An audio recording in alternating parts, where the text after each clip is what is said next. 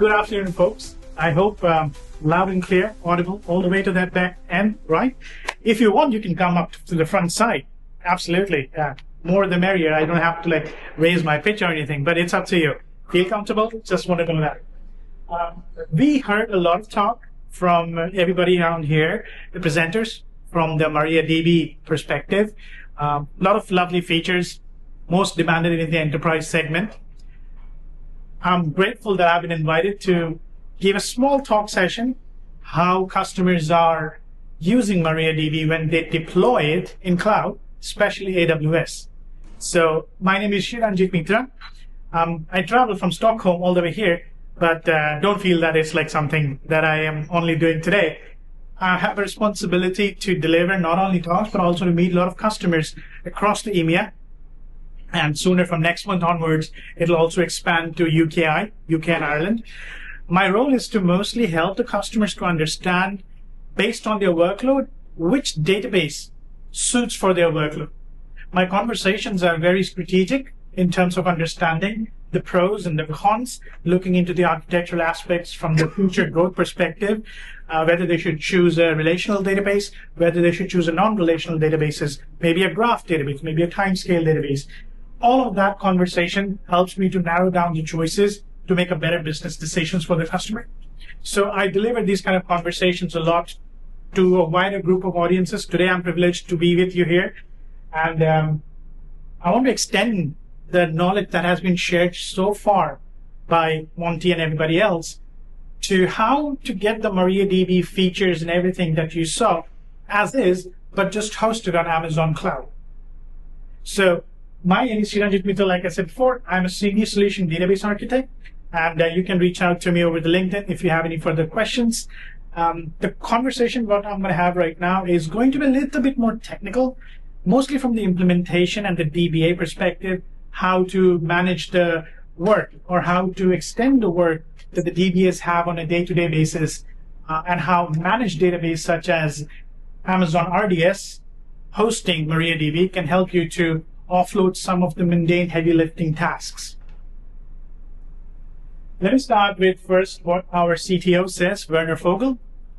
Everything can fail. Sometimes we get a little bit of adamant about the fact that I've made such a highly resilient system that it will not fail, or the chances of one server going down is going to be very minimum. But to be very honest, those who have been into this operation and the maintenance of the databases industry, they know that that's hardly a truth.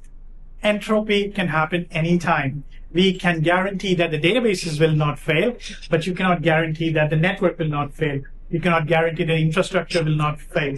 So what RDS as the database platform that I'm going to introduce now does is to make sure that besides the database, at the infrastructure level, at the logical level, which is already being taken care of natively by MariaDB, what else we take care of so that kind of 99.99% of SLA we can provide to customers based on the infrastructure that we are facilitating. Number one, if anybody here already familiar of Amazon RDS? So we have a few hands there. Perfect. Okay, of course, you know. Amazon RDS basically is a platform for you to host your open source database as well as closed source databases. So Amazon supports MariaDB, PostgreSQL. It supports you to bring in Oracle workloads. It supports you to bring on Microsoft SQL Server workload, and even DB2. I was reflecting on some of the database names that you listed in the beginning. They no longer exist anymore. For example, Informix and Sybase. Yeah, I have been working with those databases a way long time, but I know that right now these are the platforms, or these are the RDS platform supports these open and closed source databases. We also have another offering called Amazon Aurora that you can see in the first line. Aurora is a completely different topic. It is not for MariaDB, it's mostly for MySQL and PostgreSQL.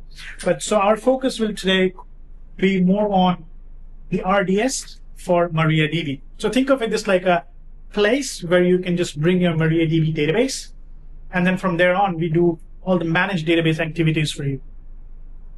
Security and compliance. So we are making sure that when you bring your database, your application needs to adhere to certain security standards, certain compliance standards. SOC, you can say HIPAA compliance. The infrastructure that we're providing for you to host a MariaDB database is fully compliant with those frameworks or those certifications, and we openly share with the customers, because if audits are needed, those are the things that we can furnish you, so you can provide it to the auditors to have a more certified, guaranteed audit platform. Availability and durability. Those who are like operating with the databases at on-premise, with your own servers, you do understand that for production-grade databases, you probably need to scale it up and bring on failovers, bring on standby instances, bring on read replicas, right? For doing all of that, you do the same set of work multiple times. You spin up your first server or cluster, then you similarly provision another one, then you make sure the replication works perfectly. You do the testings and things as such all the time, and then you again spin up another server. You make sure all the configurations are always intact and matching, and then the read replica starts to work. You keep on monitoring things. All of that is a lot of management overhead. Now, DBAs specifically love to spend their time in meeting business requirements, translating into stored procedures, triggers, functions, which is the core development work. They love that. Keeping a backup of a database or continuing with the backup of a database like every day at the end of the night and making sure it's working next day, it actually takes a lot of time. So in order to be able to solve those, we use something called multi-AZ as a concept, where we clone the database and we host the cluster in a cloud-native way. Now, let me come to the point about multi-AZ. Anybody is aware of the availability zone in terms of AWS Cloud? Yeah, a few people. So let me give you a quick example. Think of AZ's availability zones as two data centers. Now, these two data centers are within a region. And when I say region, it could be like Frankfurt, it could be like Paris, it could be like London, Germany, right? Don't think of it regions as country. Think of it regions as a zone, which in itself contains multiple zones. So region is a bigger concept. Then comes the availability zone concept, which are the data centers separated by enough distance that if a natural calamity has to happen, one of the data center goes down, your workload and your databases from that particular data center is going to still function with the agreed level of RPO and RTO. Again, that's called the recovery point objective, recovery time objective, within how much time the database will be restored. All of that between two data centers are considered as in two different availability zones. And together we call it multi-AZ setup. I hope that was like a quick short intro to multi-AZ. That's how we do it. Anybody who is involved in database maintenance, they have to do their maintenance in terms of backups. They have to do snapshots. All the native tools and commands are available in MariaDB as well and in other DBs as well. We just make it much more simpler to execute those by providing you more tools to choose and pick from, whichever suits your business requirements. Third part, scale the compute and the storage. Now, this is actually one of the biggest challenges that our DBA always have to keep on monitoring. What is the storage size today? How much is my database growing? What about the concurrent logins and access to the application and the database? Does it need me to scale up my database storage or the instance size? All of that has been taken care by doing something called elastic scaling on the Amazon instance classes which host MariaDB. For example, you might have tested your application to work with MariaDB and you hosted it on, let's say, 4 CPU and 16 gigabytes of RAM as a server, and you soon realize that you're having spikes in connections. Maybe you're offering an e-commerce application with a lot of traffic coming in seasonally for Black Friday as an example, or any other situation. Will your database be able to take that load? All of that metrics is automatically scalable depending upon the trends. So storage can be extended without any downtime. Your application instance, if you're hosting in AWS, it can be extended. The database in which infrastructure it is hosted, that can be expanded as well. So you keep up with the growth size, and whenever the demand is less, the instance size shrinks. That helps you to keep a cost optimized setup. You don't have to guess how much capacity I'm going to need, because all that's been taken care of by the AWS as a managed database platform. So you see, now you start to reflect on things that really, as a database administrator, should focus on versus the things that we have offlifted or offset to make sure that the time is not spent on the less productive stuff, but these are important. This is not like not important. We just made sure the automation takes care of all these things. So you're able to much more focus on things like designing the schema, because you're about to launch a new feature, right? You want to expand the table. So you have full access to your database as you would have it on your native systems. The only thing that I have to highlight is when you host a database on RDS, for example, MariaDB, you will not have the access to the underlying operating system. Because that's why is it? Because it's managed. When we say managed, we make sure that your database is hosted on a system which we make sure is fully compliant, non-intrusive, patching, and all the different server maintenance is being taken care by us. So it adheres to the standards that we promised you that we're going to take care of. Let's talk about the multi-AZ deployment. What is an automatic failover? What is a synchronous replication? And the one-click feature, how you can quickly get it. So let's talk. You have a server, and I'm talking about on-prem scenario now, so you can easily map it. You have a server on which you have hosted a database. Now, I was giving an example that if you are not having a high availability, fault tolerant system, that means if you don't have a server which is synchronously being replicated as a standby, you will not be able to guarantee that uptime, right? So what do? You normally go and provision another server, do the configuration, you enable the replication, data and transaction logs and bin logs and everything is getting replicated. Now you manage that by yourself. If you have multiple AZs, that means you have two data centers. Now in RDS, how it works, you have two data centers. First data center or first AZ has your primary writer instance. Now you can have a standby in the same AZ as well, but that's not so clever. You can have your standby, or when you spin up in RDS, when you get the first server running primary writer instance, the secondary synchronous standby instance gets provisioned into the second AZ. That's how the multi-AZ setup is formed. Now, not only that, you might also want to have a failover mechanism where you don't need to be involved when in the middle of the night your primary writer instance goes down, because RDS takes care of that automatically the secondary AZ picks up and becomes the primary. So all your traffic which is coming to the primary writer instance will be now redirected automatically to the secondary instance. And in the meantime, you can fix up or actually take a look into what happened to the primary instance. So that's a basic concept that we know so far, right? This is how we do in RDS. Your same concept of failover standby instance is just split into two different data centers, assuring you even more resilience guarantees.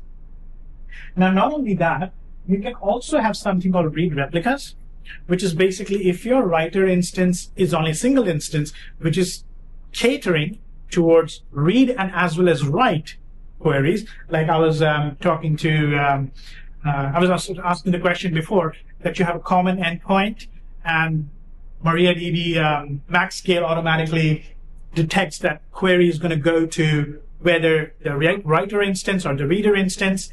Very brilliantly, you mentioned that that's been taken care of. I would be so interested to see like how that works. I can't tell you that we have that yet. No, we don't, because we always tell our customers to bake that logic into the application code, not on the database level. I mean, to a certain degree, there are trade-offs for that, but let's see how it works. So we can have something called a read replica, which is a clone of your writer instance. And all the read queries, maybe your application is read intensive rather than write intensive. So all those queries will be gone to the read replica, and the performance will be 100% guaranteed. You will have 15 copies that you can spin up if your read intensity goes up. But you'll still have only one writer instance. That's where exactly the Galera cluster comes into picture. Now, Galera cluster is a different concept altogether when it comes to RDS. There is no one-to-one mapping that I can say that we have it today. Our concept of clustering is basically to split it into one writer instance and multiple reader instance.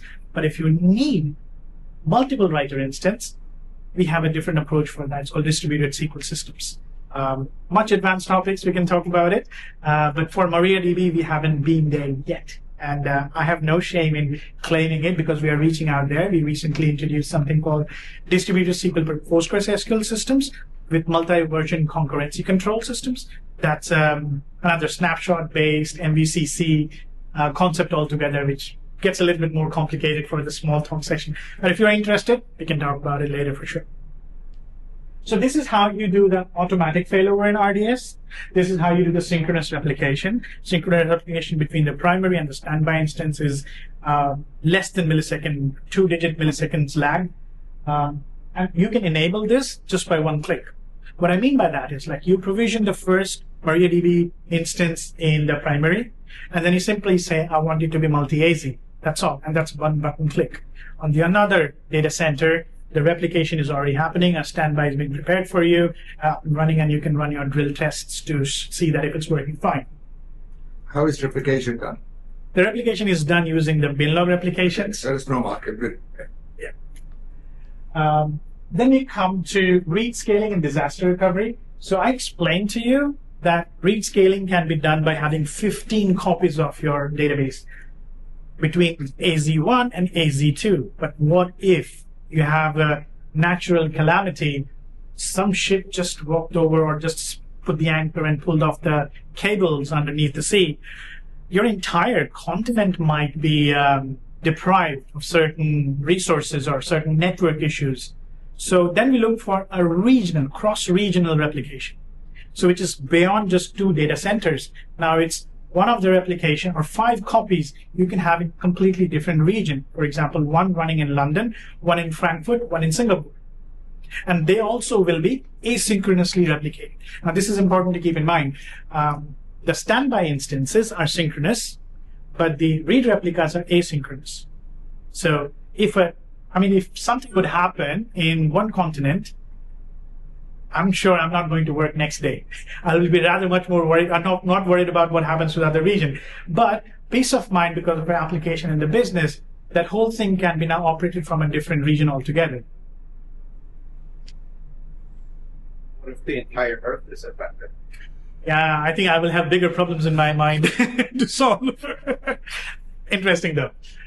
Then we talked about certain maintenance activities. Like we said that we offload a lot of heavy lifting for you, but the backups and control over the backups is much more important, right? So in AWS, we have automated backups. So every single day, you get to choose when the automatic snapshot taken. So that will be taken care of. On top of that, every 5-minute backup of the transaction logs, the bin logs are continuously being taken. What that helps you with, when it comes to restoring your database, you will have a combination of a full backup as well as the last 5 minutes of transaction logs that happened or transaction that has happened. You can restore the whole thing. Now, we also have services like AWS Backup is another service attached to the RDS. It does even the replication of the backup or cloning or copying the backups from one region to another region. So you have the peace of mind that, yeah, again, one region entirely goes off. The secondary region is always ready with the backups to be spun up again. Your production does not get any kind of a hit. And these are all EBS snapshots. So you can even choose the storage type, which is much more performant for you. For example, if you want to have an IO optimized storage or compute optimized storage, NVMEs, all of those things. RDS manual backup. So automatic backup, I gave you the option that we already do for you, but you yourself has a liberty or the feature to take as much as backups as you want. And all of these backups will be stored in the S3 bucket. S3 is our blob storage, or you can say the object store, where 11 nines of durability guarantee that we proudly share with customers. And you can retain it as long as you want. That brings me to a topic that if you're taking automatic backups, they are retained for 7 days to 35 days, which is configurable. But after 35 days, if you still want to retain it, it is much less access compared to the backup that you'll be accessing in next 2 days, right? So for that reason, we try to help the customer to optimize the cost by moving those older backups, older automatic backups to S3, or maybe you can archive it for compliance purposes, audit purposes if you need to. Let's come to the scale part. So it's compute part, which is, again, you can choose from 2 vCPUs and go all the way up till 128 vCPUs.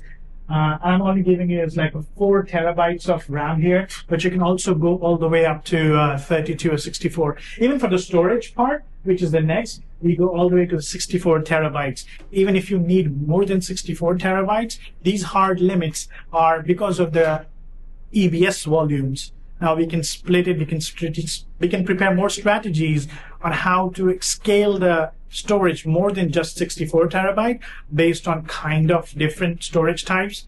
All that options are made available to you. Scale down to cost controls. Like I said, we also have options to automatically scale up, but also to automatically scale down when you're not using the bandwidth. So it's not like you provision something on the on-prem once, we call it CapEx, and then you have to live with it even if you have over provisioned it. So from the TCO perspective, it's much more sexy when it comes to a CFO to count down the total ownership of the system. Now, monitoring is an interesting part here. As soon as you spin up the cluster, as soon as you set up your MariaDB database on RDS, we provide you with not just 3, but actually another new option as well to monitor your database from the observability aspect. You can have, as soon as you set up, the CloudWatch is available for you, which monitors all the key metrics that is needed for any DBAs to keep close to the chest. No late night pager calls or no late night on calls. All that information, alert system is available. It's out of the box. Amazon RDS Enhanced Monitoring, it can even go further to show you if your database is running slow because of slow queries. We, of course, do not show you the data inside the database, but we are able to tell you like which queries from the application is causing the database to go on a slow contention mode. Similarly, we have RDS Performance Insights. It gives you information further down from per second metric usage of the RDS. And we are not just talking about the CPU utilization. We are talking about buffer cache. We are talking about the latencies. We are talking about the speed of the queries. It would take me a lot of time to actually list down all the metrics that we provide. And now recently, we also have started to display if your databases are for DevOps, Database Insights is the new monitoring platform or monitoring service that we have enabled. You can enable it again with one click. If you can have if you have 64 or even more database instances, all of that whole picture can be shown in dashboards, which are easy to configure, easy to monitor. Alert system can be created. If out-of-the-box metrics are not good enough, you have the possibility to look at the logs, create metrics out of it to set up your alert system. It may be very custom for you. Security and compliance. Again, it comes to the network part. It comes to the SSL, TLS. It comes to our data encryption at rest as well as in transit. We take care of that. Amazon KMS helps you to manage your encryption keys. We also have several features, for example, secret managers to help you to store credentials, role credentials, so make sure that the same credentials doesn't get hacked or anything. We take care of those parts too. And again, I was talking to you, completely compliant with more than 140 compliance standards. We openly share with the customers whenever you want to understand what level of details are covered on. We have that visibility. Almost towards the end of my presentation, I just wanted to keep it light because it was a post-lunch session. This is a summary of the RPO and the RTO. Those who do not know the RPO and the RPO is how much of the data you can afford to lose if a disaster happens. Let's say I can afford to only lose 5 minutes of my data, right? And RTO means how long will it take for you to bring the database up from a disaster incident. It should always be as little as possible, right? So we are making sure those are 1 to 2 minutes when it comes to multi-easy availability, like your databases are when you're switching primary, secondary. The automated snapshot restores, how well it works. Pointing time restore. The pointing time restore is very interesting is because, like I was saying, we have a full backup, and then you have 5 minutes of transactional backup. You can actually think of it like a seek bar in YouTube that you seek to rewind, right? Just like that, you can actually seek to rewind how much in the past you want to go to restore the database to a sub-second state. Read replicas, again, as I explained, cross regions available. External replicas are also available. Depending upon the replica, you can have your replica stored in another region completely altogether, or even have your own clone copies to do testings. With that, I will just put it to an end. I hope it was not too overwhelming. There's only one ask that I have is my management would be love to see like how well the presentation was received by the community. If you liked it, my name is Chiranjit. If you didn't like it, my name is Dan. Doesn't matter, right? But if you can scan the QR code, it only have like just 4 questions. Was it valuable to you? Did you learn something? Or if there is any feedback that you want to give me in terms to improve the presentation. Was that too fast? Was it too slow? Was it boring? I'll try to make it much more entertaining future onwards. Thank you so much for your time. It was a pleasure. And thank you, MariaDB Foundation, for inviting me.